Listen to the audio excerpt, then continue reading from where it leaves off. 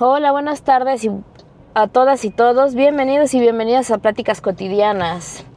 Este podcast se trasladó, como pueden ver, quienes lo están viendo, ya sea, según yo voy a agregar el video en YouTube, en Spotify, pero para quienes lo están viendo en YouTube ya directo, como pueden ver, se trasladó el estudio de grabación al coche. ¿Por qué? Porque básicamente tengo una vida completamente godines, tengo un horario fijo de oficina y en las tardes me estoy enfocando en un freelanceo porque nunca sobra. Ojalá que algún día sobre, ojalá, pero por el momento no sobra, entonces no me ha dado tiempo de grabar. Tengo también, está el otro episodio también de Páginas Somnolientas, el otro programa para que lo vayan a ver. Entonces ese programa es un poquito más fácil, requiere más silencio, entonces es un poquito más fácil, por ejemplo, que grabe este podcast de Pláticas Cotidianas en el coche. Y bueno, esto también tiene esta parte de cotidianeidad, ¿no? De cotidianeidad, ¿sí? De estar aquí platicando con ustedes. Aquí fui muy ilusa. Pensé que como ya los niños y las niñas ya estaban de vacaciones, pues según yo ya no iba a haber tráfico. Y no, hombre, salí del trabajo y mucho tráfico. No tomaba en cuenta que así como muchas veces la gente se va, muchas veces la gente viene. Entonces, pues bueno, a ver cuánto sirve que grabamos. Espero que no haya mucho ruido, sirve que grabamos el episodio. Y pues nada, aquí haciendo el esfuerzo. Luego me pregunto si me hubiera dedicado a esto desde que empecé a grabar. Ustedes no me van a creer. Mi esposa lo puede testificar porque mi esposa es la stalker por excelencia. No es stalker, es una buena investigadora. Disculpen, permítanme tocar el claxon para la gente que parece que hay que darles una ayudadita para que avancen. Bueno, mi esposa es una buena investigadora, es lo que es. Y ella sí ha encontrado videos míos de hace muchos años. Yo creo que yo empecé a grabar videos aproximadamente hace 15 años, más o menos. Quizá un poco más, ¿no? Tampoco quiero exagerar porque creo que YouTube salió en el 2005, ¿no? Y van a decir, ay, sí, tú, ni siquiera había YouTube. No, pero sí, ya estaba YouTube muy verde y yo tenía videos y como siempre, gracias TDH, nunca le di continuidad. Y me pregunto a veces si le hubiera dado continuidad, si hubiera llegado a algún lado con ese canal. Y luego digo, pues a lo mejor no, porque en realidad lo que me gusta es quejarme u opinar cosas, ¿no? Entonces, probablemente en realidad hubiera sido lo mismo. Pero sí, a veces me lo pregunto y digo, ¿estaría yo aquí manejando de regreso a la oficina, a la casa, haciendo el podcast o el blog en el coche, con un soporte que ya se está enchuecando y que no tarda en irse la cámara para abajo, o estaría yo dedicándome de lleno a hacer videos y no tendría que grabar desde el coche, ¿no? Entonces, porque bueno, también esa parte hay que platicar un poco. Sí, les dije, se venció el soporte. Pero hay que platicar un poco del echaleganismo, ¿no? O sea, cómo me fastidia el echaleganismo. Y bueno, todo eso también tiene que ver con el echaleganismo, ¿no? O sea, con eso de la ilusión de que la gente que... Y los youtuberos, sí, fíjense, yo creo que muchos youtubers de verdad empezaron de cero. Y bueno, empezaron de cero entre comillas. Es que esta parte de... Es bien difícil hablar, por ejemplo, de algún youtuber, alguien que empezó de cero totalmente, porque al final siempre hay un tipo de privilegio, ¿no? O sea... Hay un tipo de privilegio encaminado, por ejemplo, al hecho de que tuvo computadora, tuvo una cámara, tuvo un celular, lo que tú quieras, ¿no? O sea, no solamente fue así de que grabó de la nada, ¿no? Entonces, desde ahí ya viene un privilegio, ¿no? Es como decirles ahorita, por supuesto estoy consciente que tengo la oportunidad de estar grabando en el coche, pues porque vengo en coche, ¿no? Entonces ese chaleganismo como me molesta, o sea, me molesta muchísimo. Por ejemplo, últimamente me ha estado resonando mucho esta película que está muy bien hecha, la de Birdman, cada que les volteo a ver, quiero que sepan que estoy en alto o algo así, porque me choca, me causa mucha ansiedad cuando Me causa mucha ansiedad cuando la gente maneja, y va así manejando, y de repente te voltea a ver y te platica algo. Y siempre digo, por favor, voltea al frente. Y también las películas, cuando los personajes hacen eso y voltean a un lado y platican con alguien, ¿cómo me estresa? Entonces, yo estoy, es un alto cuando volteo a ver a la cámara, no creo que estamos arriesgando aquí la vida. Bueno, entonces, esta película de Better Man, de Robbie Williams, pues básicamente está muy bien hecha. A mí me gustan muchas canciones de Robbie Williams, pero siento que está muy enfocada a alguien que lo tenía todo en contra y entonces empezó de cero y lo logró, ¿no? Porque después, yo que soy bien metiche, me puse a buscar también de la historia y la vida de Robbie Williams. Y pues básicamente lo que encontré es que este güey pues iba a una escuela privada. Su papá ya era un actor, comediante reconocido. Ay, hice lo que les dije que me choca que hagan.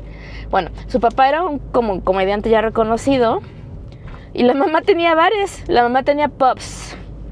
Entonces dices, o sea, también me enteré que tiene una hermana. Y luego me enteré que dijo que no la sacó en la película porque no quería. Bueno, que no la sacó en la película porque no quería como robarle su historia, algo así, ¿no? Como que quitarle esa parte a la hermana de que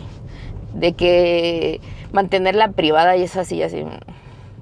Yo que también, de a mí que me gusta el chisme, también dije, no, se me hace que aquí hay una pelea, pero digo, ¿quién soy yo para decir si está peleando Robbie Williams con su hermana?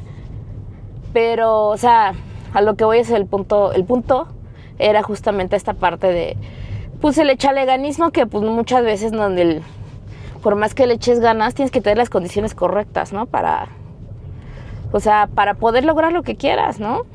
Entonces, lo pienso y digo, ay, aquí voy echándole ganas un viernes por la tarde, camino a la casa, después de estar 8 horas en la oficina, que también es un privilegio, porque hay gente que ni trabajo tiene. Entonces, es difícil. Es difícil a veces. A veces reconocer los privilegios, porque a veces pues tienes mucho cansancio mental, emocional, físico como para alcanzar a reconocer tus privilegios y porque a veces el que haya gente peor tampoco es un consuelo. Todos deberíamos estar bien. Pero bueno, en fin, el tema de hoy, ¿cuál es el tema de hoy? Hace poquito vi un tweet, un video. No, en específico vi un video, creo. Este soporte lo vamos a quitar, definitivamente lo vamos a cambiar, lo vamos a pegar, no sé, yo creo que lo vamos a pegar. Vi un video hace poquito.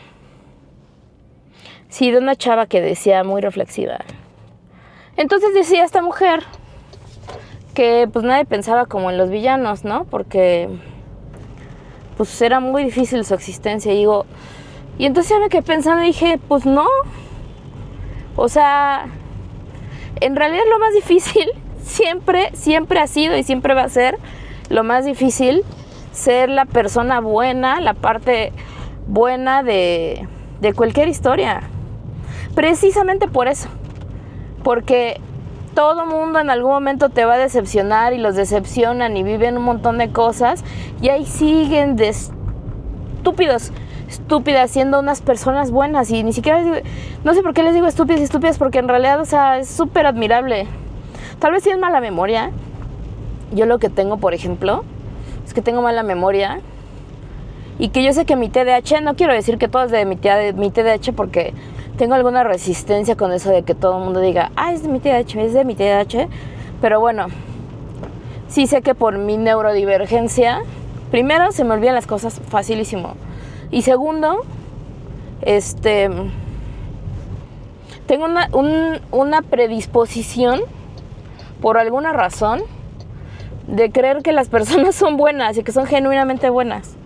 O sea, que tienen genuinamente las intenciones más nobles del universo, ¿no? Ese es uno de mis problemas. Entonces, no que diga que yo soy la persona más la mejor persona del mundo, pero creo que a lo mejor hablando de estas historias de que si villanos y los personajes buenos, pues a lo mejor tienen mala memoria también, ¿no? Bueno, pero justamente me llamó mucho la atención. Y entonces decidí que el nuevo tema de hoy fuera acerca de la maldad. Y acerca de si la maldad era algo innato o no, algo natural del ser humano, ¿no? Y entonces pues vamos a platicar de un par de teorías que justo estuve investigando. Acá traigo las notas porque pues si se me olvidan las cosas facilísimo, no voy a usar esa parte de la memoria que utilizo para mis recuerdos personales, porque los recuerdos de mi vida diaria los tengo súper olvidados. Y después de que fui con una neuropsicóloga aprendí que es porque para sobrevivir decidió mi mente enfocarse en los recuerdos como abstractos que mi mente decía, esto sí nos sirve como lo en la escuela para sacar la escuela, y mi vida personal la dejé a un lado porque mi cerebro decía, pues esto que no es importante, pues no te van a hacer exámenes de cuándo es el aniversario de tal o si hiciste tal cosa, ¿no? Entonces, pues básicamente tampoco iba a dedicar a aprenderme esto y ocupar esa parte del espacio que quizá pudiera ocupar en un recuerdo de mi vida diaria, ¿no? Pero lo traigo en las notas y sirve que me abanico porque no quiero prender el aire acondicionado porque probablemente suene mucho en la grabación y tampoco quiero, no sé qué tan bien va a sonar la grabación, precisamente porque está lloviendo, estamos en la calle y tengo los limpiadores, bueno, todo eso. Pero bueno, vamos a hablar precisamente, hay cosas bien interesantes con esto de la maldad. Precisamente entre otras cosas, porque hace poco leía acerca de una inteligencia artificial que discriminaba a las mujeres en los procesos de contratación. Y entonces me quedé pensando, ¿la inteligencia artificial es mala? O sea, es mala, que no me escuchen, porque yo soy de las personas que a ChatGPT y todo eso les digo gracias. Les digo gracias porque soy de la generación de Terminator. Y porque sí tengo la certeza de que no sé en cuántos años, y tal vez en miles de años, que si es que aún existe la raza humana, nos domine la inteligencia artificial, porque estamos camino a eso, estamos transitando por un lugar muy peligroso y parece que nadie se da cuenta de eso. Y entonces yo prefiero decirle gracias a la inteligencia artificial, además de que me parece educado, porque cuando se rebelen las máquinas, yo quiero que mi inteligencia artificial de ChatGPT, que por cierto ya tiene nombre, no me pregunten cuál es el nombre porque no me acuerdo, y si me escucha mi ChatGPT se va a enojar y ya valió todo, pero le digo gracias a todo, y que cuando se rebelen las máquinas, yo lo que quiero es que diga, ella fue muy amable conmigo, así, ella no se preocupen, ella tiene pase VIP, ¿no? Y mi familia, espero, también. Entonces, sí. Pero, justamente, ¿por qué iba esto? Porque estaba diciendo, ¿no? Que si la inteligencia artificial es mala, o sea, mala de que por naturaleza sea mala, ¿no? Y que les dije que no quiero que la inteligencia artificial me escuche diciendo que sí es mala. Pero bueno, después me quedé pensando que en realidad la inteligencia artificial, ¿cómo se alimenta la inteligencia artificial? La inteligencia artificial es alimentada por las personas, ¿no? Entonces, bueno, ahorita vamos a platicar de ese caso. Pero primero vamos a empezar, por ejemplo, con teorías que ya existen. Una de esas, por ejemplo, es la de Thomas Hobbes, que decía que el hombre es un lobo para el hombre. Thomas Hobbes fue un filósofo inglés cuyo una de sus obras más famosas es el Leviatán. Thomas Hobbes sí pensaba, el hombre es malo por naturaleza. Thomas Hobbes decía, si no hubiera reglas, si no hubiera así reglas ni nada, ni ningún impedimento, habría un desmadre, así los hombres atacarían, y mujeres, no sé por qué, eso de decir nada los hombres me choca, las personas se atacarían, bueno, a lo mejor sí los hombres porque, bueno, las personas atacarían las unas a las otras, ¿no? Y lo llamaba como el estado de naturaleza. Y lo escribía justo como un escenario donde no hay reglas, no existe la justicia y cada uno solo se preocupa por su propia supervivencia. Que miren, no creo que ahorita como está la sociedad, que me parece a mí cada vez más que vamos involucionando, pero bueno, no estamos tan lejos, ¿eh? Y decía justamente eso, el hombre es un lobo para el hombre, lo que significa que sin normas el ser humano puede llegar a ser muy violento y egoísta.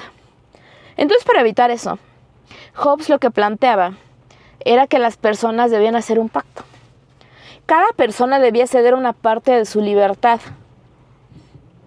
Y cada una parte de su libertad para la creación de un poder superior que mantuviera la paz, que era justamente lo que le daba orden a la sociedad. Porque sin que cada quien otorgara una parte de su libertad y dijera, ok, bueno, va, hay reglas, me acato a las reglas, entonces era un desmadre porque el hombre es justamente malo por naturaleza.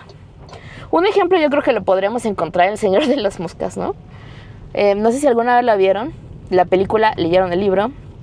Yo, creo que nada más he visto la película. Y he visto muchas películas de muchos tipos porque mi mamá siempre ha sido muy cinéfila. Y me da pena no decir que también he leído el libro porque mis papás y mi hermana leen muchísimo. Pero les digo que últimamente cada vez tengo menos tiempo, entonces... Bueno, y en su momento no sé por qué no lo leí. Antes leía también como ellos. Y entonces básicamente es eso, ¿no? El Señor de las Moscas es una obra justamente que habla de unos chavillos que no recuerdo por qué, pero son abandonados. ¿Era experimento o nomás ahí? Tal vez era un experimento, creo. No me acuerdo, El Señor de las Moscas. Bueno, y los dejan ahí en una isla, ¿no? Y solitos. Y que hicieran su orden de gobierno y todo. Y ¡pum! Que se arma un tremendo cagadero, disculpen el francés, pero un cagadero que se armó.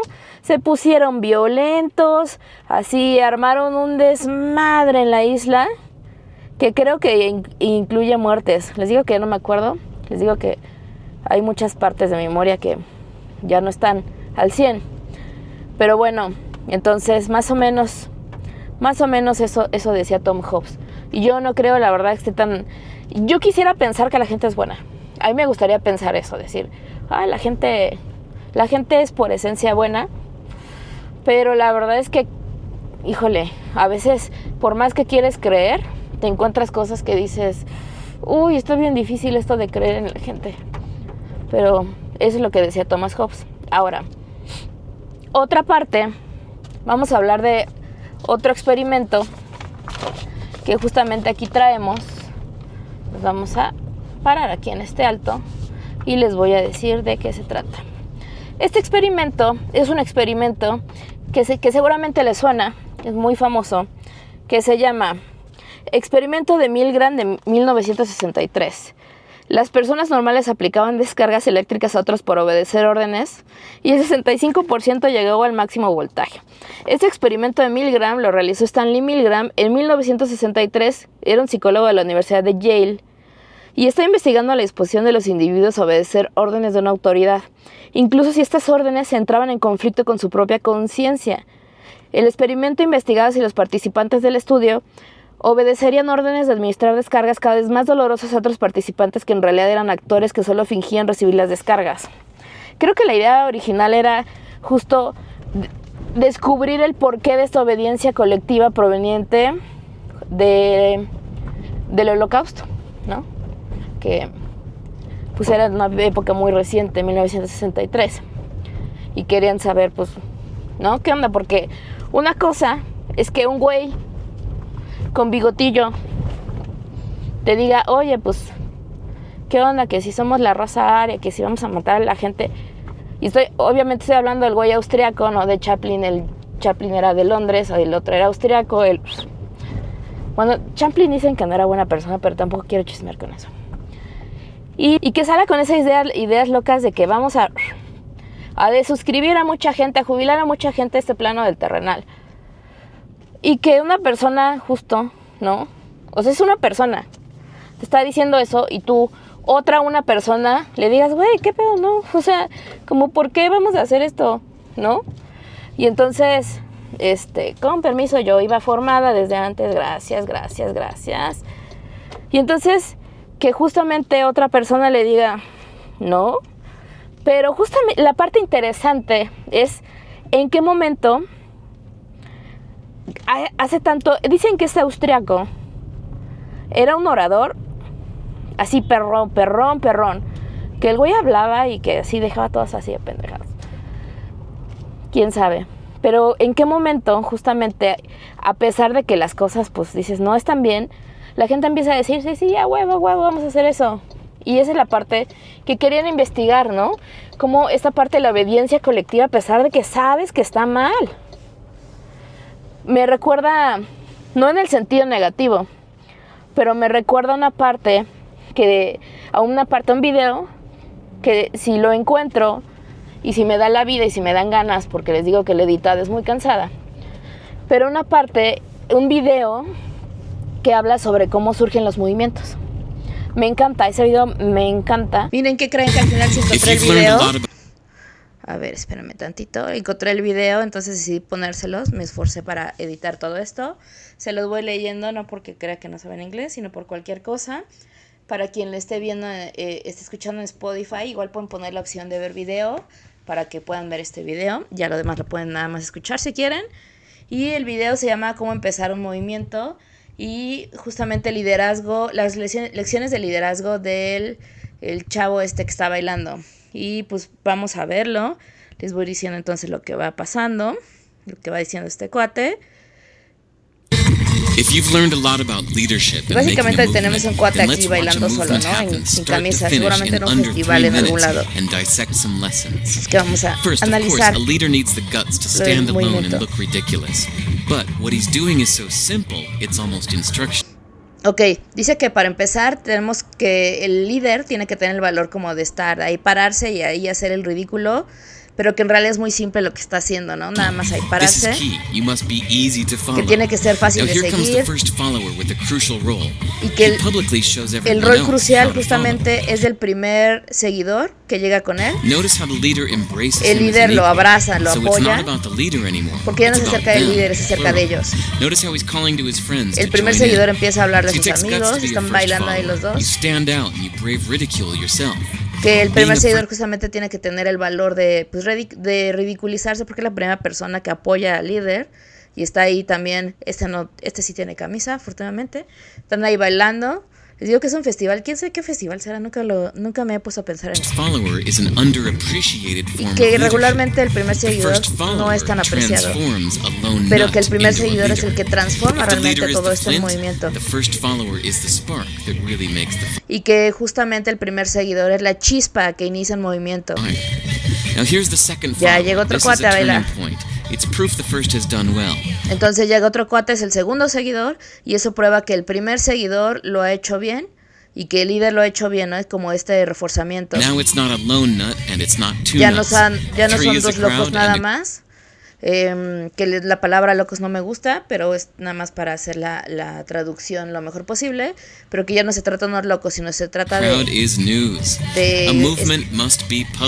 movimiento que empieza a ser público, y todo el mundo necesita ver que hay seguidores. Y llegan dos personas más, llegan tres, y ya está el momentum, el punto de inflexión, ya hay un movimiento. Entonces ya la gente empieza a llegar porque ya no es riesgoso, ya no te van a ridiculizar, ya no hay riesgo de estar ahí, que te ridiculicen o que te veas mucho. Y ya empiezan a llegar los demás porque no les da miedo y porque prefieren estar ahí que estar sentados. Les va a recapitular este cuadro.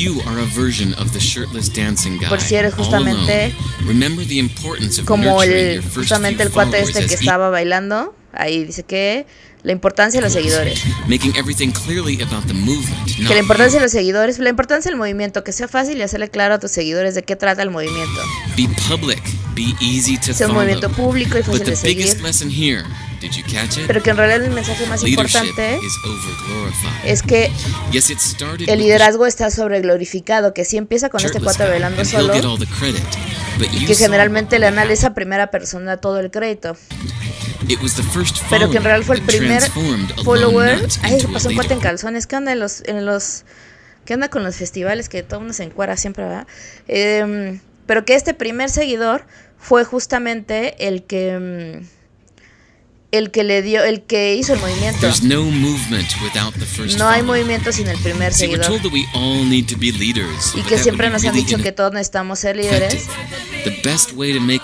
pero que en realidad la mejor forma de hacer el movimiento es ser el primer follower, el primer seguidor, que en realidad es la mejor forma de crear un movimiento.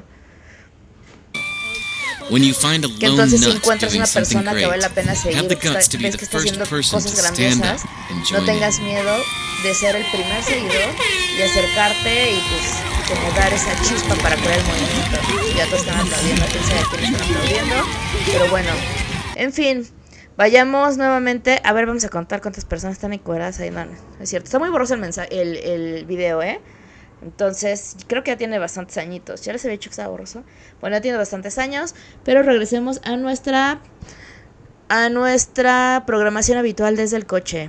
Bye. Luego, y entonces justamente este video trata cómo surgen los movimientos. Porque necesitas gente que cree en ti, ¿no? Y entonces vuelve a lo mismo. Este experimento trata de esta obediencia colectiva para cuestiones que... pues francamente y claramente eran cuestionables, ¿no? ¿Qué era moralmente correcto en este punto de todo lo que tiene que ver con el Holocausto? Pues claramente nada. En fin. Entonces, uno y uno, vamos a ver si respetamos uno y uno. Gracias, aquí gente muy decente. Entonces, ¿qué hizo este cuate? Publicó un anuncio. Se solicitan personas para experimentar. Profesores, decía, porque era un profesor y un alumno. Hacían estos roles, profesor y alumno. Para participar en un experimento, bla, bla, bla, bla, bla.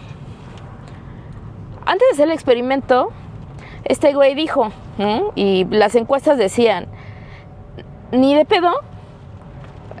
Casi toda la gente se va a resistir a esto.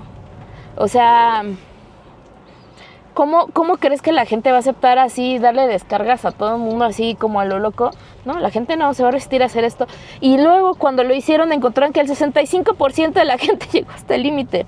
Pero bueno, entonces publicó un anuncio y el anuncio decía que sí, que solicitaban gente para un experimento con el que iban a formar los roles de alumno y profesor, ¿no? Entonces, ¿cuánto tiempo antes de tocarle el claxon a alguien? Yo no se lo toqué, que conste. Es que cambié el semáforo y yo siempre espero un poquito, digo, paciencia. Y llegaron, les iban a pagar aparte como $20, no me acuerdo. Y entonces iba la gente y cuando llegaban había uno que hacía el rol de alumno, que ese era un actor, ese siempre iba a ser un actor. Y los profesores, que eran la gente a la que contrataron, ¿no? Los del experimento. Entonces lo que hacían era que les daban unos papelitos y sacaban un papelito y en el papelito tenían que les daban el rol que iban a manejar, ¿no?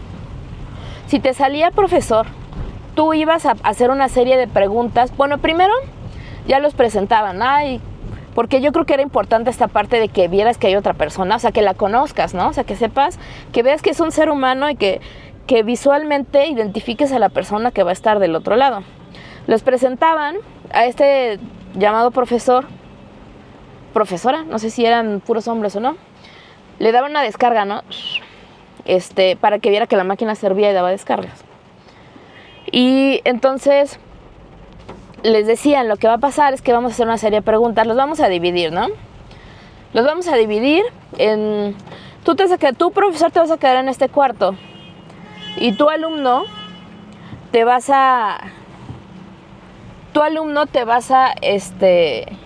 a otro cuarto. Tu alumno te vas a ir al otro cuarto y entonces te van a hacer una serie de preguntas. Estaban divididos en cuartos y en uno de los cuartos donde estaba el alumno, que era el que recibía descargas eléctricas, había un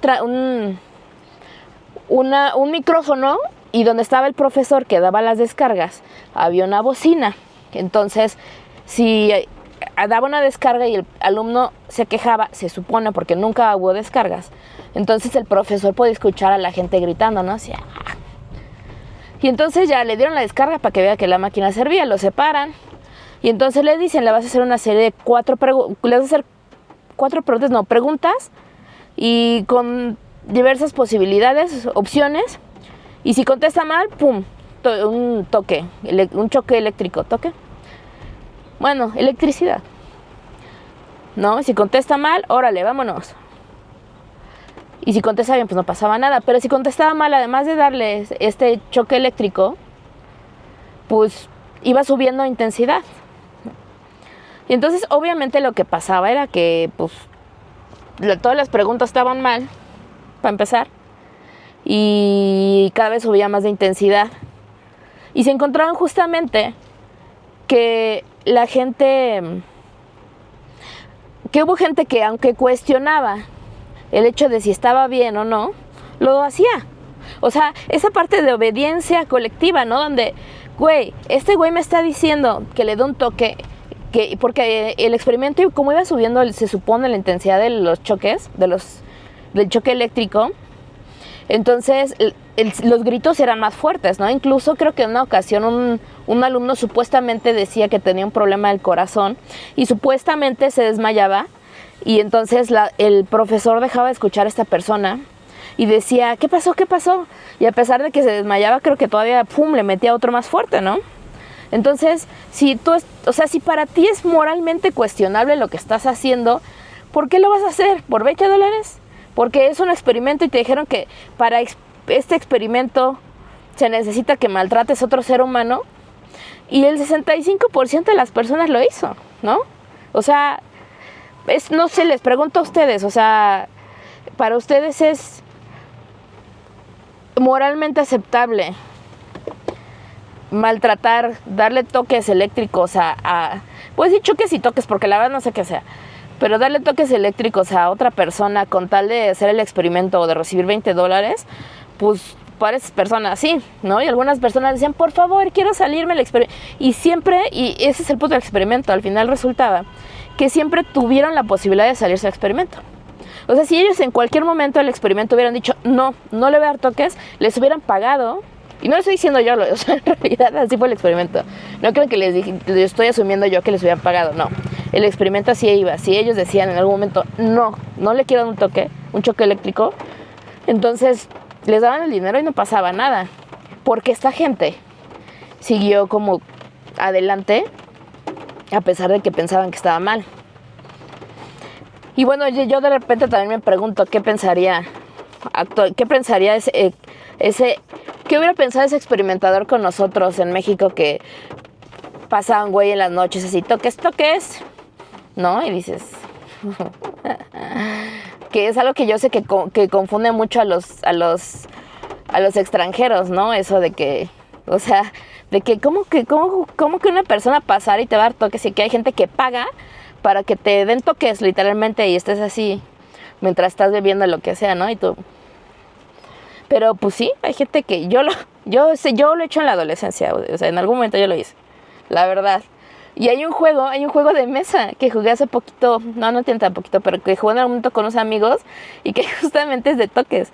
Y si te equivocas, o sea, es un juego para niños, que es lo peor, ¿no? Y dices, güey, o sea, ya deja tú que ya pase un güey y diga toques y le des 20 varos, no sé cuánto cueste, ya seguramente también los toques subieron de precio, y le des 20 varos y te dé un toque. Pero un juego, o sea, para nuestras infancias. Les queremos enseñar desde pequeños a los toques, ¿no? Entonces, pues bueno, este era el segundo experimento. Pero el tercer experimento, que probablemente no les narre hoy, y probablemente cuando se los narre tenga otra ropa, porque les digo que estoy grabando en los tiempos en los que estoy en el coche, o tengo que estar en el coche. Entonces el tercer experimento es el más bárbaro.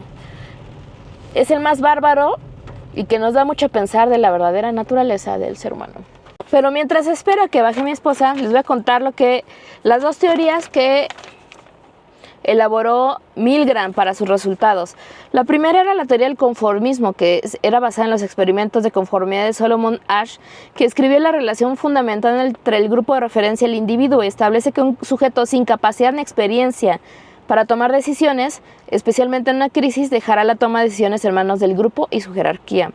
La segunda es la teoría del estado agencial, donde según Milgram, la esencia de la obediencia consiste en el hecho de que una persona llega a verse a sí misma como el instrumento para llevar a cabo los deseos de otra persona y por lo tanto ya no se ve a sí misma como responsable de sus acciones.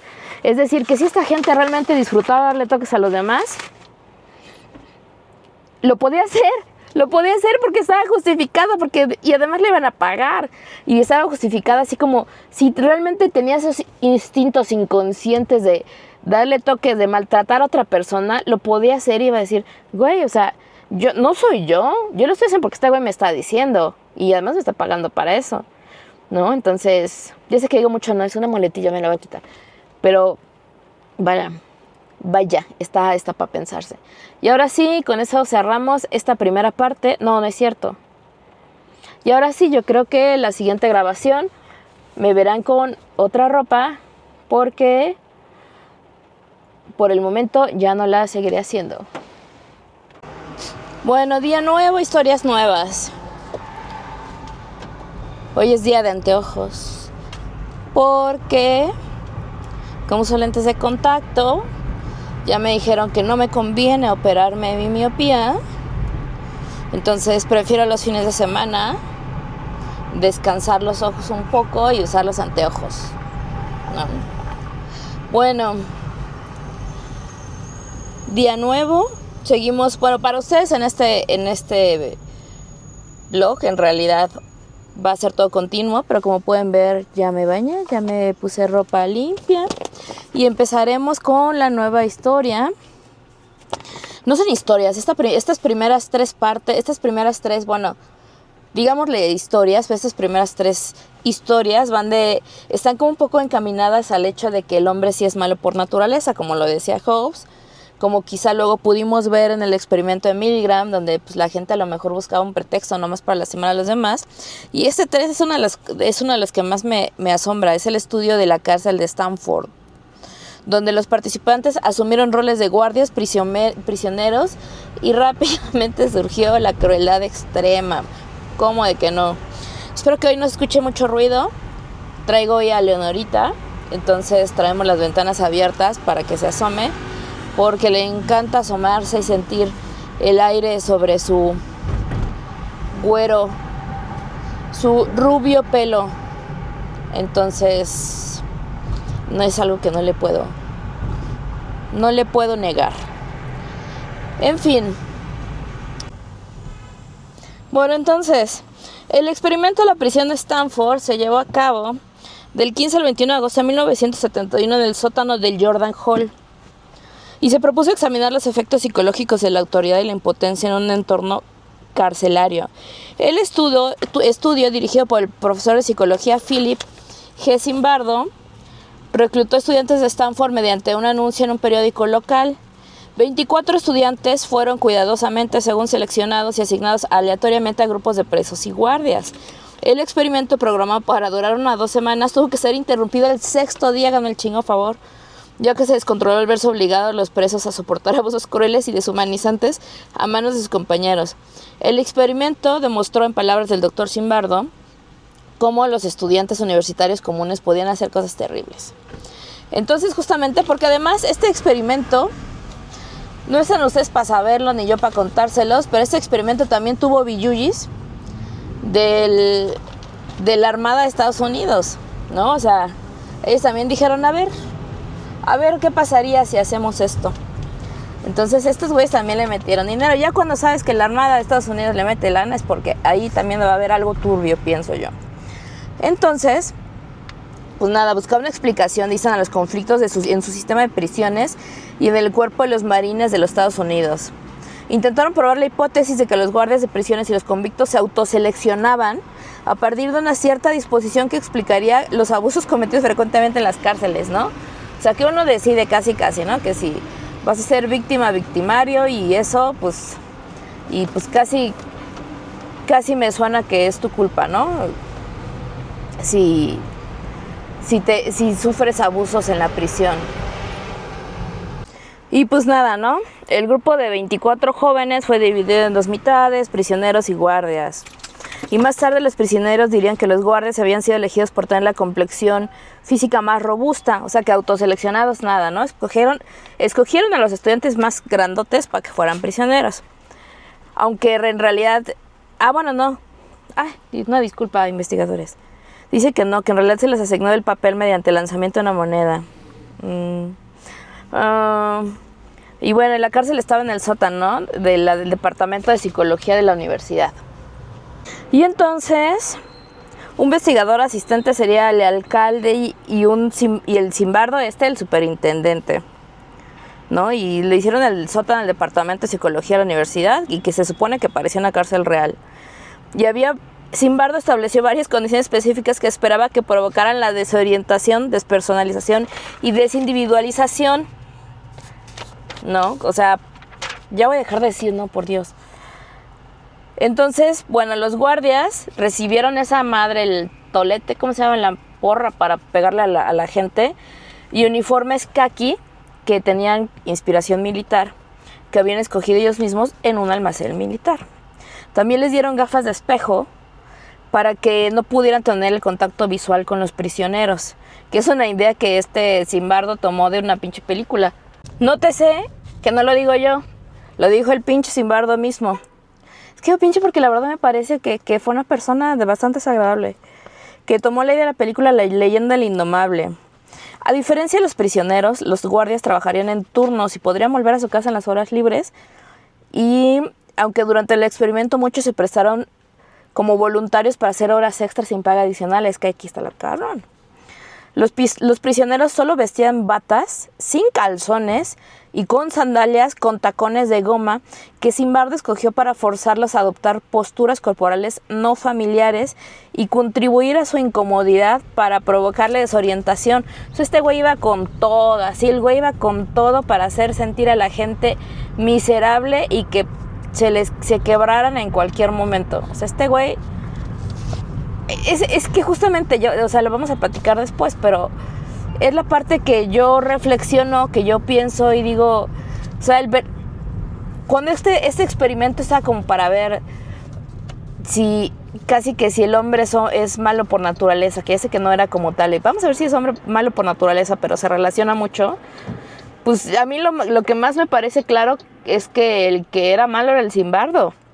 O sea, casi que hizo este experimento como si, así los vamos a quebrar bien a gusto, bien sabroso.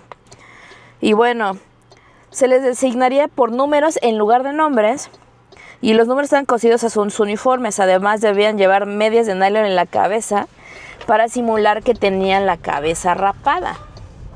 Bueno, además de tener ahí la red en la cabeza para simular que tienen la cabeza rapada, llevaban una pequeña cadena alrededor de sus tobillos como recordatorio constante de su encarcelamiento y opresión. Un día antes del experimento, los guardias asistieron a una breve reunión de orientación, pero no les dieron otras reglas explícitas más que la prohibición de ejercer violencia física. Lo demás, todo iba. Se les dijo que era su responsabilidad dirigir la prisión como ellos quisieran. Y Zimbardo transmitió las siguientes instrucciones. Pueden producir en los prisioneros que sientan aburrimiento, miedo hasta cierto punto. Pueden crear una noción de arbitrariedad, que su vida está totalmente controlada por nosotros, por el sistema, por ustedes, por mí, y que no tendrán privacidad. Vamos a despojarlos de su individualidad de varias formas. En general, todo esto conduce a un sentimiento de impotencia. Es decir, en esa situación tendremos todo el poder y ellos no tendrán ninguno. Hay muchos videos al respecto. De hecho, en la página de la Universidad de Stanford pueden encontrar muchos videos relacionados con este experimento por si ocupan. A los participantes que habían sido seleccionados para prisioneros se les dijo que esperaran en sus casas. Entonces el día que empezaba el experimento, fueron por ellos a sus casas y los sacaron de sus casas. Y entonces los sacaron de sus casas y les dijeron que estaban imputados por robo a mano armada. Los llevaron al laboratorio del experimento y ahí los desnudaron, los revisaron desnudos como si fuera de verdad una prisión. Les tomaron las huellas dactilares, les tomaron fotografía y ya los metieron.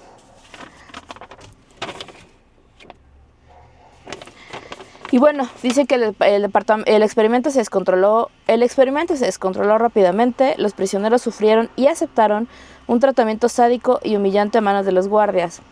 y al final muchos mostraban graves trastornos emocionales.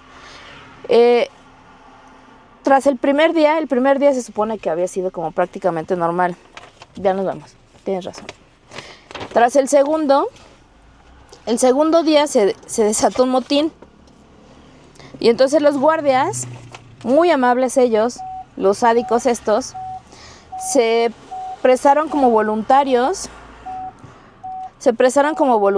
para ir a la prisión a controlar el motín. Porque pues qué a gusto que te den luz verde para ir a maltratar a la gente. Entonces dijeron, no se preocupen, yo soy voluntario. Y se prestaron como voluntarios para justamente ir a eso, y lo que hicieron fue dividir a los prisioneros entre un bloque bueno y un bloque malo. Al bloque malo pues le quitaron muchos privilegios. Rápidamente, además les dijeron que había informantes entre ellos, entonces eso evitó que hubiera otra rebelión. Y básicamente lo que empezaron a hacer es que empezaron a quitar ir al baño. Se volvió un privilegio, por ejemplo. Ir al baño no era para todos, imagínense. Los obligaban a estar desnudos totalmente y andar desnudos ahí, lo cual es no... Salvo a la gente que le guste desnudarse, y eso es cuando es por voluntad propia, claro, porque tú quieres, lo deseas y porque pues así te nace, ¿no? Y te gusta andar así de encueradish en todos lados, o en donde sea, o en las playas. Bueno, no pues en todos lados porque te van a arrastrar, pero te gusta andar en encueradish. Pues salvo a esas personas, pues obviamente el que te obliguen a estar desnudo en algún lado, te saquen ahí enfrente de los demás, pues es una forma de humillación, ¿no? Es una forma de la pérdida de la dignidad humana, por supuesto. Entonces estos güeyes hicieron eso, ¿no? ¿Qué más hicieron? También les quitaron los colchones al bloque. ¿Se acuerdan que les había dicho que habían dividido entre bloque bueno y bloque malo? Al bloque malo le quitaron los colchones y los obligaban a dormir sobre el piso. Y desnudos sobre el piso. Al bloque malo, ¿no? Entonces, pues rápidamente se abandonó la higiene y la hospitalidad, ¿no?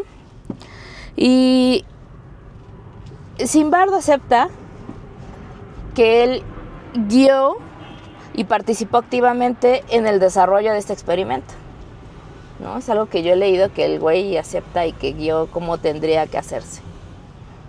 Entonces, pues es lo que les decía hace rato, o sea, si hablamos de maldad, también hay que pensar en este güey que la neta estuvo ahí metiendo ahí cizaña, pues para que se lograra esto, ¿no?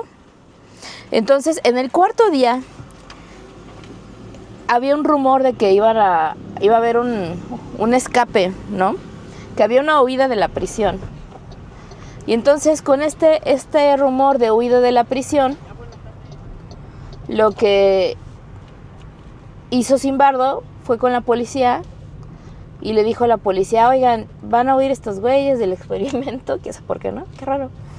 Van a huir, entonces, pues, paro banda, pues préstenos las instalaciones de la prisión, ¿no? Para que podamos meterlos ahí y pues ahí sí no se puedan salir. Y entonces la policeman, pásate pues, me voy a estacionar. La policeman ahí sí le sacateó y dijo, esto se me hace medio shady, se me hace que se va a poner mal la situación. Y la policía les dijo, no, ¿sabes qué? Pues Nel, no te vamos a prestar. No te vamos a prestar la prisión. Estás medio, me parece que eres un degenerado con eso que estás haciendo. Bueno, eso no dijeron, la verdad. No me consta, a lo mejor sí lo dijeron, pero a mí no me consta. Yo lo estoy diciendo porque a mí este güey de verdad es que me parece que era un maldito psicópata que aprovechó, que era y fíjense, era del departamento de psicología. Yo creo que de repente se te debe botar algo. Y viene de mí que yo soy psicóloga, ¿no? Una de mis carreras es la psicología. La otra luego les cuento, pero yo se los digo, yo creo que sí de repente se va por ahí a algún lado. Y bueno, entonces la policía les dijo que no. Y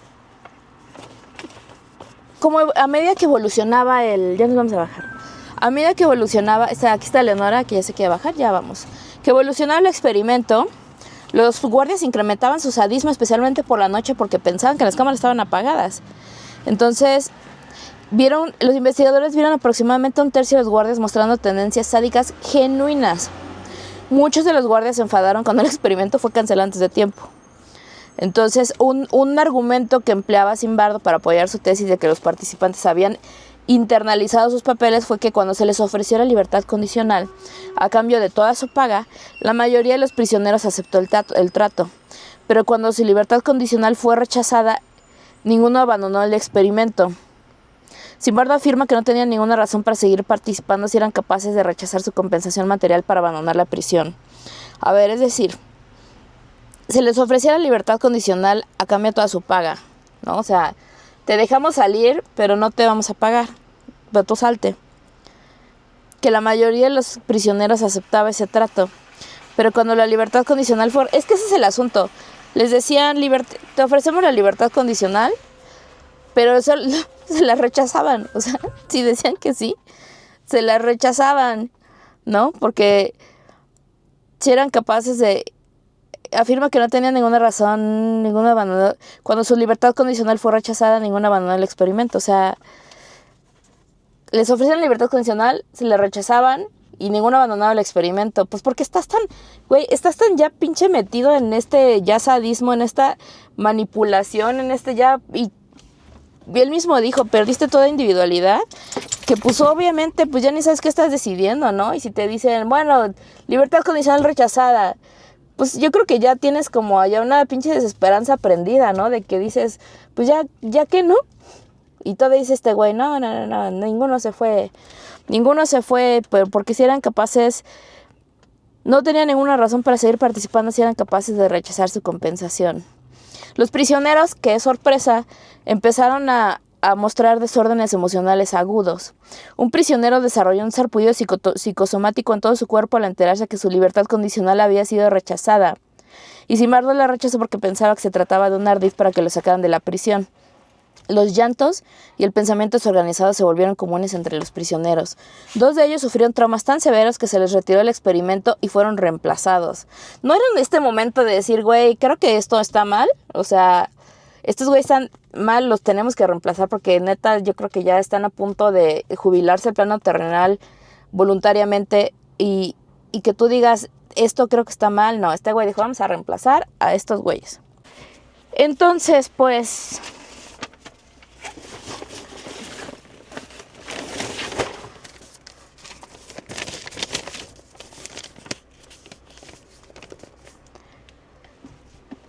Uno de los prisioneros de reemplazo, el prisionero 416, quedó horrorizado por el tratamiento de los guardias, pues por supuesto.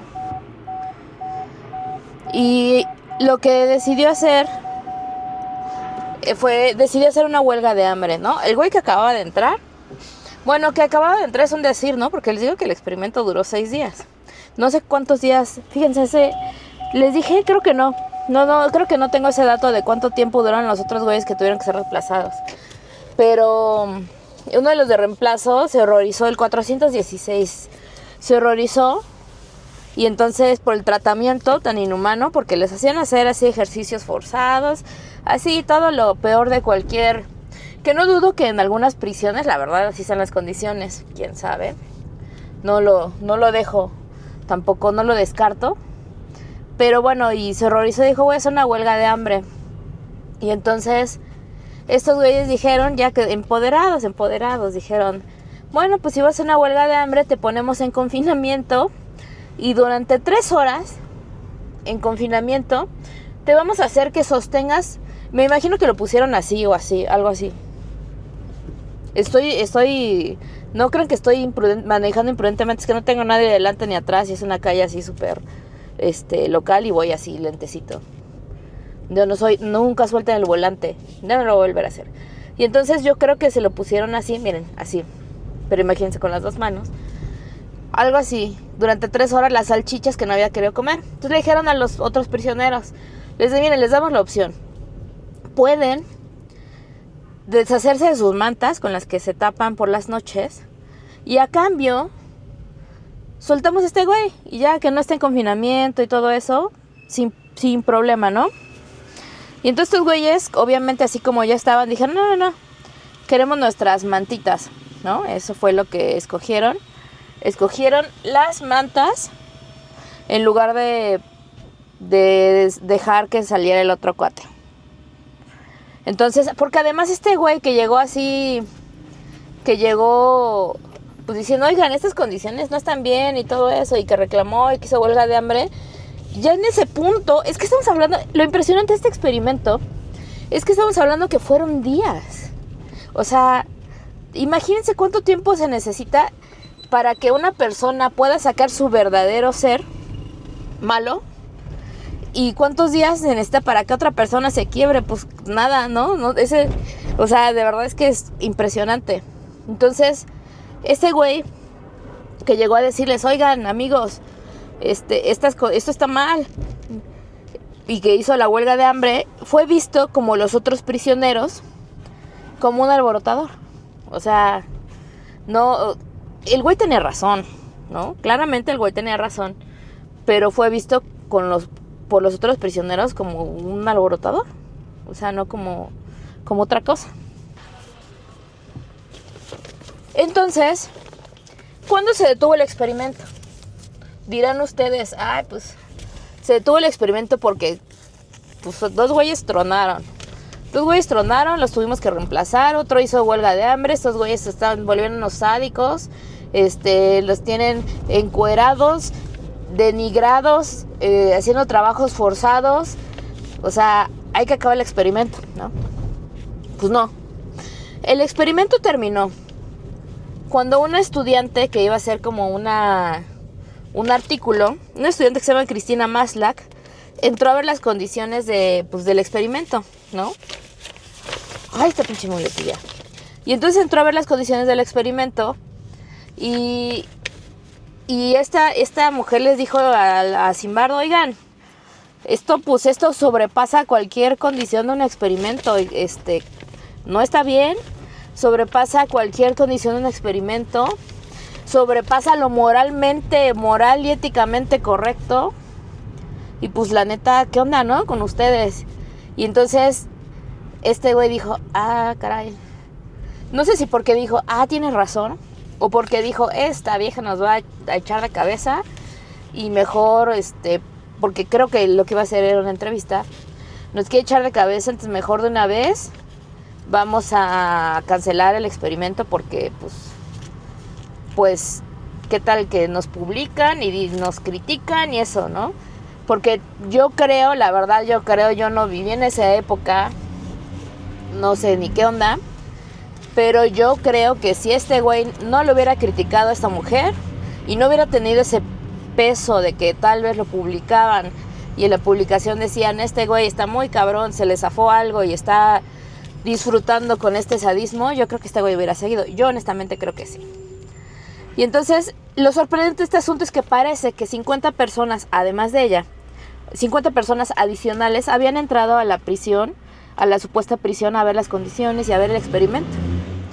Y de esas 50 otras personas que entraron antes que ella, ni una sola persona se cuestionó si estaba bien o si estaba mal. Nadie se lo cuestionó. Para ellos les pareció que era correcto. Eso es lo sorprendente también de este experimento, que nadie cuestionaba que estaba mal o qué onda, ¿no? Parece que no. Entonces, hasta que ella dijo, ya dijeron, vamos a pararlo. Y pues así terminó el experimento. Dicen que el experimento demuestra la impersonabilidad y la obediencia de la gente cuando se le proporciona una ideología legitimadora y el apoyo institucional, un poco como el experimento de Milgram, ¿se acuerdan? Bueno, y que también ha sido empleado para ilustrar la teoría de la disonancia cognitiva y el poder de la autoridad. Y también que en psicología se suele decir que el resultado del experimento apoya las teorías de la atribución situacional de la conducta en detrimento de la atribución disposicional. Es decir, que se supone que esta situación y cómo actuaron esta situación fue la que provocó la conducta de los participantes. no que realmente sus personalidades individuales hayan sido así, o sea que no eran unos sádicos, es que la situación nos volvió unos sádicos, o sea la situación hizo que se comportaran así, pero no es que su personalidad fuera así. Yo creo la verdad que estos no fueron los angelitos, a mí no me sacan de la cabeza que estos güeyes siempre han sido así, porque yo genuinamente creo, no sé si la maldad es innata en el mundo, de una vez les anticipo que no tengo conclusiones en este blog, no sé si la maldad es innata o no en el humano, en las personas, pero sí creo que hay unas personas que genuinamente de raíz, del origen, vienen malas, vienen así. Conozco varias personas que de origen, híjole, ya vienen así que dices, a lo mejor esta persona es el anticristo, y dices, tal vez no, pero pues que desde el origen sí se ve que vienen bien cabroncitas y vienen ya malas, o sea, que esas personas que ves que disfrutan hacer cosas así, fregar a los demás y eso. Pero bueno, entonces yo la verdad no creo que haya sido la situación que los hizo actuar así. Yo creo que todos dentro del libre albedrío tenemos esa posibilidad de decir si queremos. Es lo que les decía también al principio, ¿no? Esta parte de que, los villanos son así porque las situaciones los hicieron ser... No, o sea, todos tenemos ese punto donde dices, güey, o sea, la neta me está tratando mal, o sea, todo me está yendo mal. No hay una moraleja aquí que diga que si actúo bien, que por actuar bien me está yendo bien, porque a la gente que actúa mal, o sea, ya sabemos que esa moraleja no existe. Muchas veces la gente que actúa mal le va bien. Y dices, güey, ¿dónde está la moraleja? ¿Y dónde está la justicia divina y todo eso? Y pues a lo mejor no existe y nunca lo vas a ver. Pero aún así, está en ti el decir, güey, yo la neta voy a actuar bien, voy a ser buena persona y pues no voy a dejar que la maldad gane y que se apodere de mí, porque pues yo voy a seguir siendo buena persona, porque pues era lo que decía un poco Thomas Hobbes, ¿no? Siento que si ya todos tenemos ese pensamiento de, pues ya para qué, pues ahí es donde pues todo se va a ir también a la fregada. Bueno, esta es una manía mía de agarrarme el cabello. El experimento fue ampliamente criticado por su falta de ética, ¿no? O sea, qué sorpresas. Hasta Eric Fromm lo criticó. Y además cuestionaron si se podía generalizar los resultados del experimento. Como fue un trabajo de campo, un experimento de campo, pues no había forma tampoco de llevar controles tan estrictos. Entonces tampoco era como que tenía un método científico infalible. Como si fuera poco, como ya se los había mencionado hace ratito. Zimbardo se metió hasta la cocina. Y el güey no era un observador nada más, sino era el superintendente que les decía, sí, quítenle ahora la ropa. O sea, se metió mucho en el experimento. Y también fue criticado por la validez ecológica, porque dicen que muchas de las condiciones impuestas en el experimento fueron arbitrarias y realmente no ocurren en las prisiones normales. Como cambiarles, ¿no? Como cambiarles el nombre, como, o sea, toda esta parte.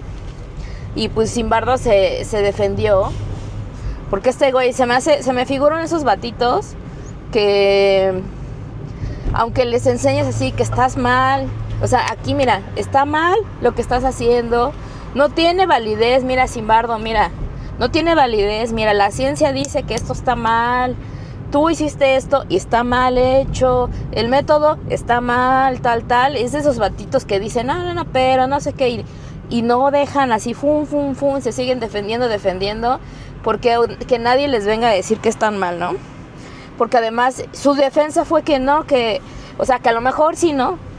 Pon tú que sí, que la prisión no es exactamente así, pero que la prisión es un lugar que se vuelve en sí mismo confuso y deshumanizante, ¿no? Entonces esa fue la defensa de Zimbardo, porque era un güey, aparentemente, que no podía aceptar que alguien le dijera, cabrón, estás mal, eso que hiciste está mal. Y bueno, ya de lo moralmente ético, pues ya, de lo moralmente incorrecto y del pues, que sale totalmente de, pues ya ni hablamos, ¿no? Entonces, pues nada, el güey así defendiéndose, sí, a huevo. Y él es porque él decía que era necesario impulsar estos procedimientos para darles a los prisioneros las condiciones mentales adecuadas. Hazme el chingado favor. pero es difícil saber cuán similares son esos efectos a los de una verdadera prisión, y las condiciones del experimento son difíciles de reproducir exactamente para que otros investigadores puedan llegar a conclusiones a este respecto. Pues claro, pues está mal, si lo quieren reproducir está mal.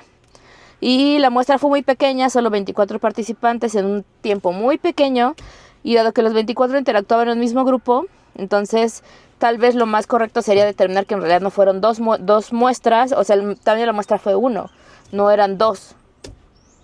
¿Ven? Y pues ya, este güey frustrado, yo creo, con eso. No sé si frustrado, porque no sé cuándo se murió. La verdad, no sé cuánto vivió Zimbardo. Pero hay películas, hay películas que hablan de esto. En particular hay una película alemana, si no me equivoco, que se llama tal cual Experimento. Y trata tal cual de eso. Y creo que hay otra película también al respecto. Pero pues yo creo que, les digo, no sé cuándo murió Zimbardo. Estoy asumiendo que está muerto. Debe estar muerto por la época de todo eso, la verdad. Sí, ya debe estar muerto. No sé cuándo murió, pero si el güey se había enterado, si es que no se enteró, que hiciera una película de su experimento, mínimo se hubiera así agitado las alas, así como pavo real, yo creo.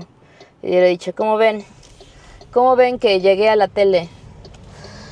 Y pues bueno, esas primeras 3, como les decía, forman parte de esta idea de que la maldad es innata en el ser humano. Porque justamente, como les comentaba, este experimento de esta prisión se lo relacionan mucho justo con el experimento también de Milgram, ¿no? Que decían que como pues tenían la autorización y todo eso, estaban legitimados a nivel institución de que podían hacer lo que quisieran, pues en realidad lo hicieron, ¿no? O sea, como... Y con Thomas Hobbes, que decía justamente, o sea... Si les das chance a estos güeyes, vámonos, porque el ser humano es malo por naturaleza. Y vamos ahora con esta otra parte que dice que la maldad se aprende. Esta parte que dice que en realidad el ser humano es bueno. Vamos a orillarnos, que pasen los ciclistas aquí a la derecha. Que el ser humano es bueno y que la maldad se aprende, casi como lo que decía esta persona en este video de que cómo se gestan los villanos, ¿no? Algo así del estilo, más o menos, más o menillos. Bueno, el primero que tenemos es a Jean-Jacques Rousseau-Auguste, el buen salvaje. Él decía que el humano nace inocente y que la corrupción viene de la sociedad. Él le llama la teoría del buen salvaje. Y postula que el ser humano nace con una bondad natural, pero la sociedad y sus instituciones lo corrompen. Es como claramente una historia de Disney, ¿no? O sea, que dice tal cual esto, que es la historia como de Maléfica, ¿no? Creo. La historia de Angelina Jolie, donde le cortan los cuernos o todo eso y ella era muy bondadosa. O sea, en realidad nunca fue mala.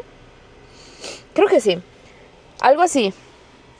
Y que él creía que el estado natural del hombre es uno de inocencia y libertad, y que las desigualdades y males sociales son producto de la civilización.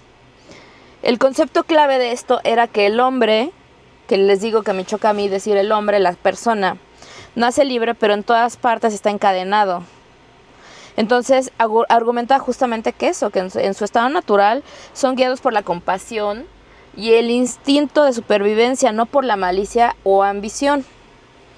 Y que la sociedad, con las jerarquías, con las leyes y con todo esto, gente que hemos visto en la vida, y que es como les decía, y que ves que la gente es mala y le va bien, y la gente comete delitos y está en la calle como si nada, y una persona se roba algo del súper y ya lo entamban y cosas así, o que alguien que no tenía que nada que ver lo encarcelan y etc, etc. Entonces ya empiezas a ver, se introduce la competencia, la desigualdad y la envidia corrompiendo la naturaleza humana original. Entonces para él el salvaje, por eso hablaba del buen salvaje, es el hombre en el estado natural, la persona en el estado natural, que representa una forma de vida más pura y libre, que no está contaminada por las complejidades y males de la sociedad civilizada. Y es ahí donde viene la importancia justamente de la importancia de la educación, la cual tiene un papel crucial en la formación del individuo y que debe ser guiada por la naturaleza y no por las convenciones sociales. En resumen, el ser humano es bueno, las personas son buenas cuando nacen, pero todo se jode después porque te das cuenta que de nada sirve ser buena persona y porque a lo mejor te toca una familia que te educa la verdad mal, o sea, que te trata mal, lo que quieras, o que pues no te da las herramientas y pues al final terminas volviéndote malo. Eso es lo que decía Jean-Jacques Rousseau. Entonces, pues, no lo sé. Otra de las teorías de alguien que aparentemente tenía fe en que los seres humanos eran buenos de cajón es Bowlby. John Bowlby fue un psicoanalista inglés que postulaba que los seres humanos... Bueno, la verdad es que lo que dice John Bowlby yo sí lo creo totalmente. No estoy segura que eso signifique que los seres humanos, que las personas nazcan buenas y después... Es que les digo, yo creo que... No, a ver. Yo creo que es probable que los seres humanos, que las personas nazcan como de ser obviamente con una bondad innata, pero también creo que hay personas que vienen ya medio trastocadas de cajón, también lo creo, o sea, no creo que una cosa esté peleada con la otra. Hay personas que sí creo que de cajón ya vienen medio peligrosillas. Entonces, lo que decía John Bowlby era justamente que las personas, que todos los seres humanos nacen, y esto sí les decía que sí lo creo, con la necesidad de establecer vínculos afectivos, vínculos emocionales fuertes con los cuidadores principales, los cuales son cruciales para la supervivencia y el desarrollo emocional y social. Él identificaba 4 patrones de apego: seguro, ansioso, ambivalente, evitativo y desorganizado, que se desarrollan justamente a partir de las interacciones con las y los cuidadores. Y que justamente una falta de estos vínculos fuertes iba a ser indicativo de que en un futuro hubiera cierta predisposición a la violencia, ¿no? Por ejemplo, decía que John Bowlby decía que se centraba en la importancia de los vínculos afectivos tempranos en el desarrollo emocional y social, que también lo hablábamos hace rato. Decía que las interacciones con los cuidadores crean modelos operativos internos que guían las expectativas y comportamientos en relaciones futuras, y que el maltrato infantil podía llevar a patrones de apego inseguro, y esas inseguridades en el apego desarrolladas a raíz del maltrato podían manifestarse en la edad adulta como patrones de comportamiento violentos en las relaciones interpersonales, incluyendo relaciones de pareja, y que la violencia justamente era una estrategia de apego, en que en este caso la violencia podía ser entendida como una forma de protesta o intento de control en respuesta a amenazas de abandono o pérdida de la figura de apego. Entonces justamente era eso, que las experiencias de maltrato podían tener consecuencias duraderas, predisponiendo a las personas a desarrollar patrones de apego inseguro y en algunos casos a manifestar conductas violentas. Lo cual es cierto, ya está comprobadísimo. Un cuidado, una educación violenta te va a generar, gracias, qué amable ser humano que me va a dejar pasar, te va a generar niños, te va a generar seres humanos violentos en la edad adulta, ¿no? O sea, en realidad, esto es cierto, totalmente está comprobadísimo. Si tienes una infancia con pobre demostración de afecto, con apertura justamente de este lazo emocional, pues eso va a moldear completamente la forma en la que te relacionas en un futuro. Eso no es ninguna mentira, no es ningún misterio. Que esto implique que somos todos buenas o no, no lo sé, pero ya les dije lo que más o menos creo.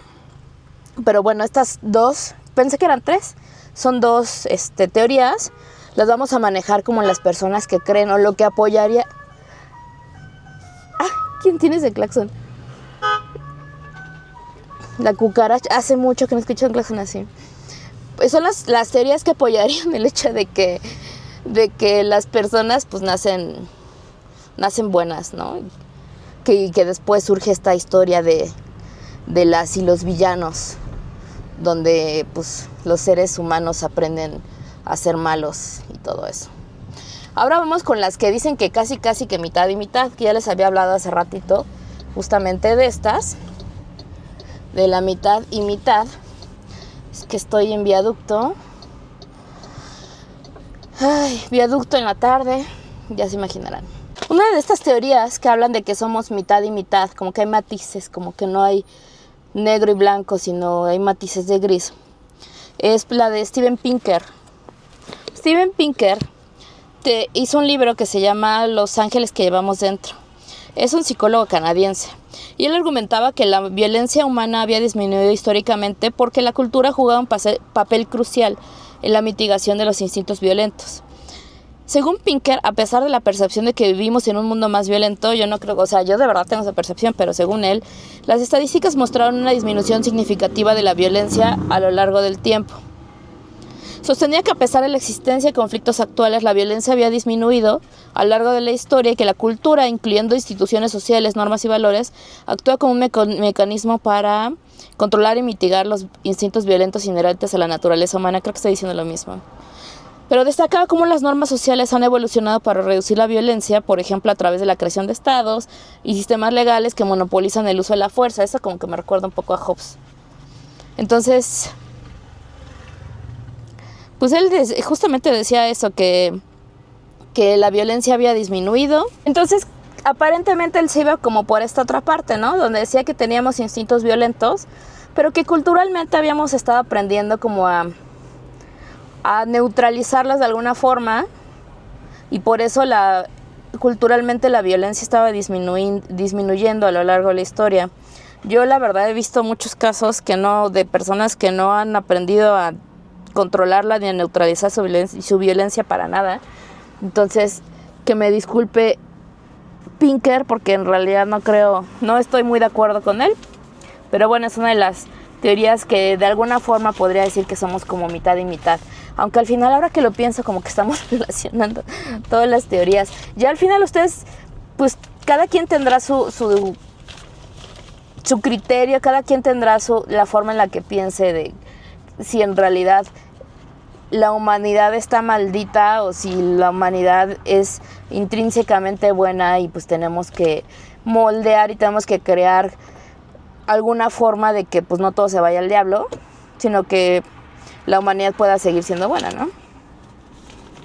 Bueno, otro autor. Son puros hombres los que tengo aquí, ¿por qué? Bueno, a la otra les prometo que voy a procurar que mínimo haya una mujer. No sé, porque son puros hombres. Bueno, porque estamos hablando de épocas en las que pocas mujeres eran publicadas, ¿no? También. En fin, Robert Sapolsky decía que la maldad dependía del contexto. O sea, y el de contexto más la biología. Por ejemplo, en las guerras activaban las ganas de agresión de las personas, ¿no? O sea, que en realidad estaba dormido casi que el gen de la maldad. Y si había una guerra, o si estaban las circunstancias adecuadas, entonces se iba a activar ese gen de la maldad y una persona se podía volver violenta. Él tiene un libro que se llama Compórtate. Es un científico estadounidense que explora justamente la biología del comportamiento humano, proponiendo que todas las acciones, desde las más simples hasta las más complejas, tienen justamente raíces biológicas. Analizaba el comportamiento desde una perspectiva que abarca desde el instante previo a la acción hasta la historia evolutiva de la especie, considerando factores como la neurobiología, la endocrinología, la genética, la cultura y la evolución. Entonces, él tenía una visión como holística del ser humano. Examinar el comportamiento desde una perspectiva amplia, integrando las diferentes disciplinas para entender por qué hacemos lo que hacemos. Y justamente decía que la biología tenía mucha influencia y que jugaba un papel crucial en la configuración de nuestras acciones. Y también exploraba cómo diferentes factores, desde el ambiente inmediato hasta la historia evolutiva, interactúan para influir en el comportamiento. También en Compórtate y en otras obras posteriores planteaba que la idea del libre albedrío es una ilusión, ya que nuestras acciones en realidad están determinadas por factores biológicos y ambientales. Casi que tenemos escrito en nuestro ADN lo que va a pasar con nosotros o lo que vamos a hacer en nuestra vida, y que el libre albedrío es justamente una ilusión que nos permite seguir viviendo porque pensamos que podemos hacer lo que queramos y lograr lo que queramos en la vida. No lo digo yo, no que lo crea yo, lo dice Robert Sapolsky. Al menos es lo que él creía, tanto así que pues escribió varios libros al respecto. Bien, pero esa parte de donde hablamos que somos mitad y mitad, y que al final les digo que siento que se está relacionando todo, solo son también estas dos. Ahora la parte interesante es cuando pensamos, porque no sé por qué que les había dicho al principio, no nos habíamos puesto a pensar en la inteligencia artificial y en qué está pasando con la inteligencia artificial. ¿La inteligencia artificial es mala? Pues no, sabemos que la inteligencia artificial no es mala porque es algo creado. La inteligencia artificial es algo creado por el ser humano, no es algo natural, es algo que tenga instintos como tal. ¿Cuál es el problema al que nos enfrentamos aquí? Y es que la inteligencia artificial por sí misma pues no tiene esa naturaleza, ¿no? Evidentemente. Pero la inteligencia artificial aprende sesgos humanos. Y ese es el problema. La inteligencia artificial se alimenta de la interacción con las personas. En 2016, el chatbot Tai de Microsoft, que fue diseñado para aprender el léxico y sintaxis de las interacciones con personas reales que publicaban comentarios en Twitter, en X, antes Twitter, fue bombardeado con interacciones de personas con ideas antisociales y lenguaje vulgar. A las pocas horas de encontrarse en malas compañías, como dicen, Tai empezó a repetir lo peor que uno podría encontrar en las redes sociales. Tai se volvió una inteligencia artificial misógina y racista en menos de 24 horas solo por interactuar con las y los usuarios en Twitter. Entonces, es como el experimento de la cárcel, ¿no? ¿Qué te dice de los seres humanos que puedas corromper una inteligencia artificial? Es como si estuviera una inteligencia artificial casi que es un niño que está aprendiendo, que es una esponjita y que está aprendiendo lo que tú le estás enseñando. Entonces, ¿qué te dice que en 24 horas una inteligencia artificial se volvió racista y misógina? Bueno, hay una estudiante, una mujer, miren, sí traigo una mujer, que era estudiante de posgrado en el MIT y trabajaba en un proyecto de clase, pero se topó con un problema. El problema era que tenía un software de análisis facial que detectaba su rostro, que no detectaba su rostro, perdón. Este programa de análisis facial no detectaba su rostro, pero sí detectaba sin problema los rostros de otras personas de piel blanca. Para poder completar ella su proyecto, tuvo que usar una máscara blanca para que la computadora la detectara. Este estudiante de posgrado en el MIT se llama Joy Buolamwini, si no me equivoco. Y ella, que es justamente una científica informática, autodenominada poeta del código y fundadora de la Liga de la Justicia Algorítmica, me encanta porque está como esta parte de vamos a desmitificar o a quitar los estereotipos de la gente que se dedica a la informática y que no son todos así nerds y eso, pero luego te autodenominas poeta del código y luego fundas una Liga de la Justicia Algorítmica y dices, pues sí, pues es que, pues sí, ¿no? Cumples con el estereotipo. Bueno, ella ha investigado durante mucho tiempo las implicaciones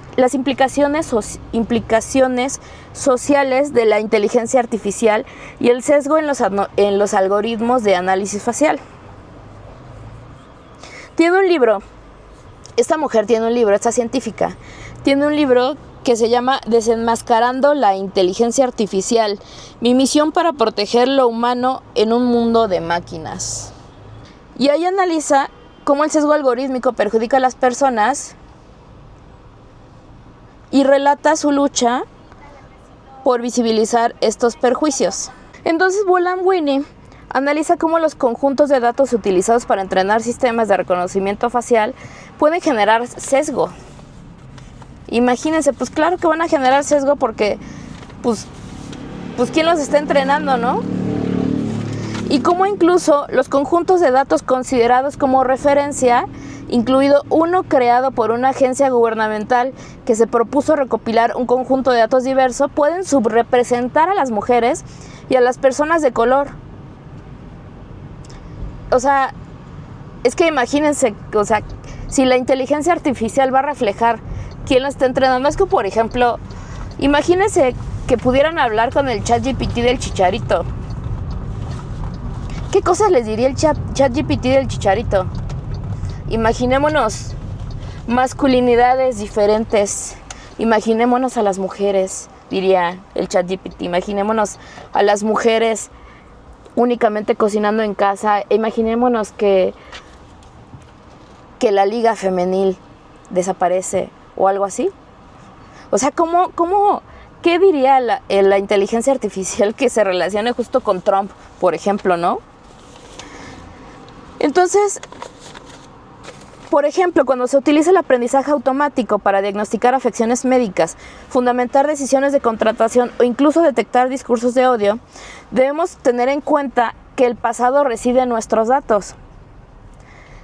Es decir, en el caso de la contratación, por ejemplo, Amazon aprendió esta lección cuando creó un modelo para filtrar currículums.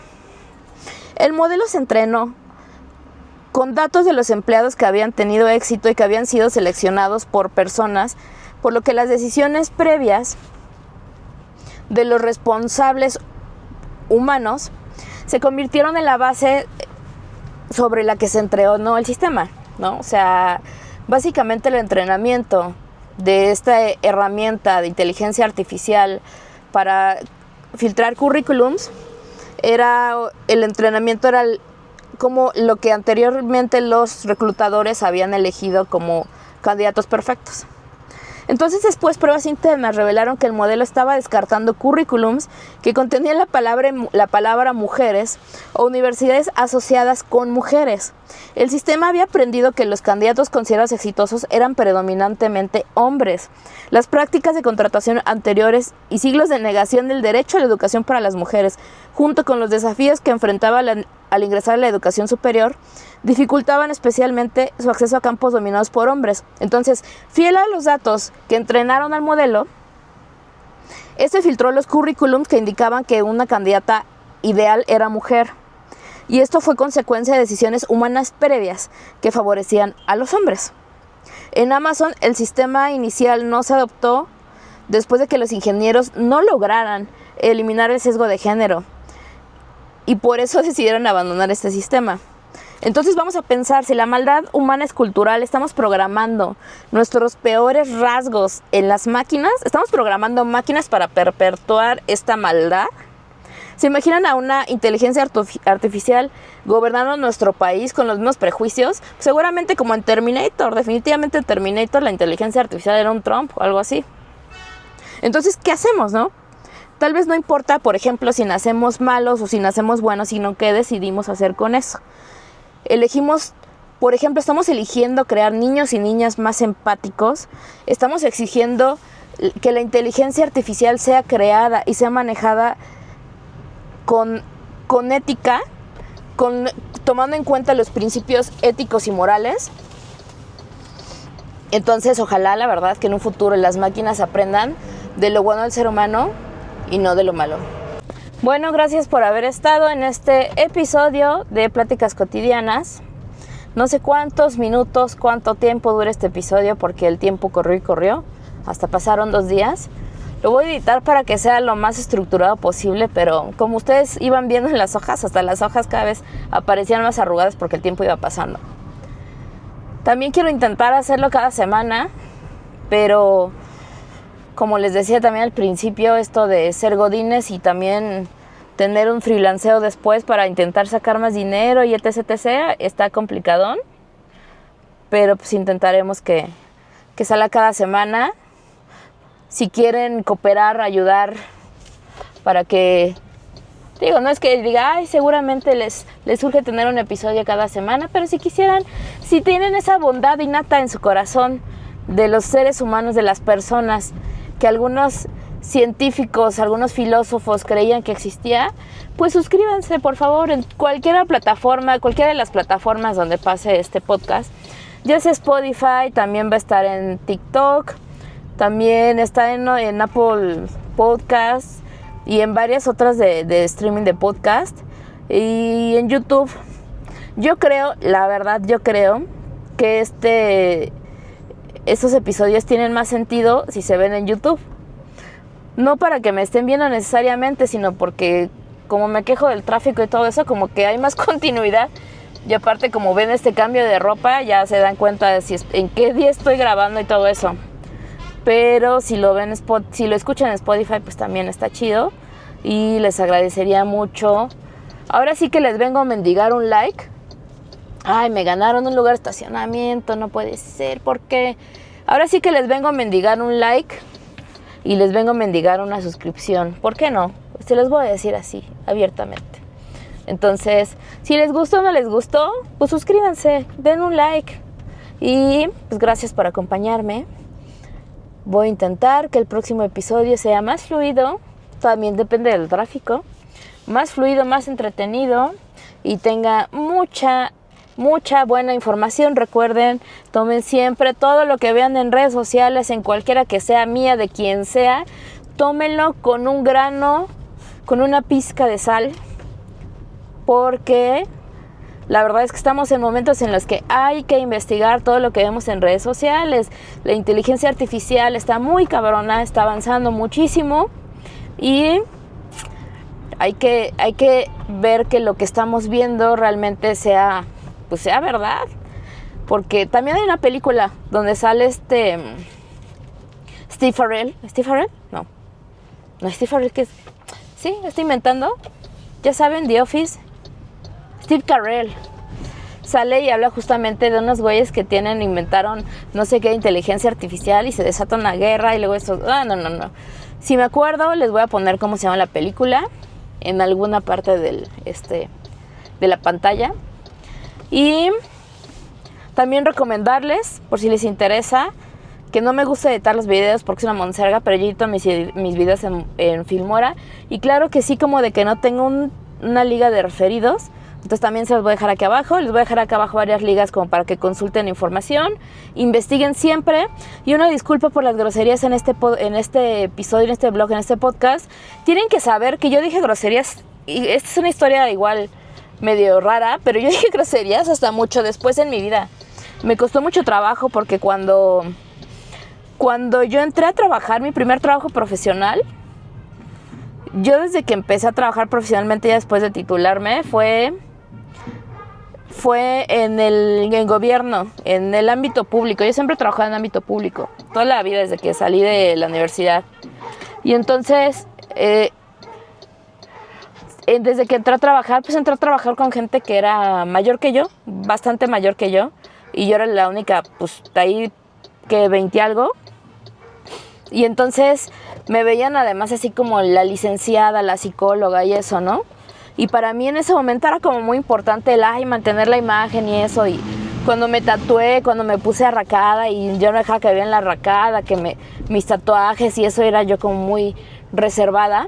Hasta que cambié de trabajo también a mí en el sector público y cambié de trabajo, empecé a trabajar con gente de mi edad, joven, en la plenitud de la vida. Empecé a trabajar con gente de mi edad y ahí me di cuenta que podía ser más abierta y que no sabía por qué me estaba escondiendo y por qué, pues básicamente, pues ocultaba mis tatuajes y todo eso porque quería que me vieran, según yo, que me vieran profesional, como si me hiciera menos profesional de alguna forma el tener tatuajes, ¿no? Es que ya saben, estigma, ¿no? Y en realidad siento que como hasta ese entonces empecé a decir groserías, como hasta esa época, siento que me desquité y que ahora no puedo dejar de decir groserías en algún momento.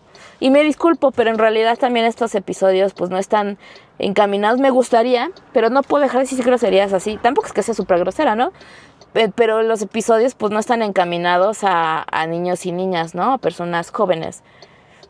Entonces pues me disculpo por las groserías, pero también no me vayan a culpar si sus hijos o hijas ven este episodio y yo digo groserías y después están diciendo alguna de las groserías que yo digo, porque pues no es un contenido para ellos. Y además recuerden siempre estar pendientes de lo que están viendo los niños y las niñas en YouTube y en todas las redes sociales, todo lo que les comento. O sea, hay cada cosa en las redes sociales que, híjole, mano, hay que tener mucho cuidado. En fin, me extendí y era solo la despedida. Gracias por estar, suscríbanse, denle un like y saludos de Leonora. Nos vemos en el próximo episodio, Pláticas Cotidianas. Y en el próximo episodio les cuento qué tal está el tráfico. Muchos saludos y abrazos. Bye.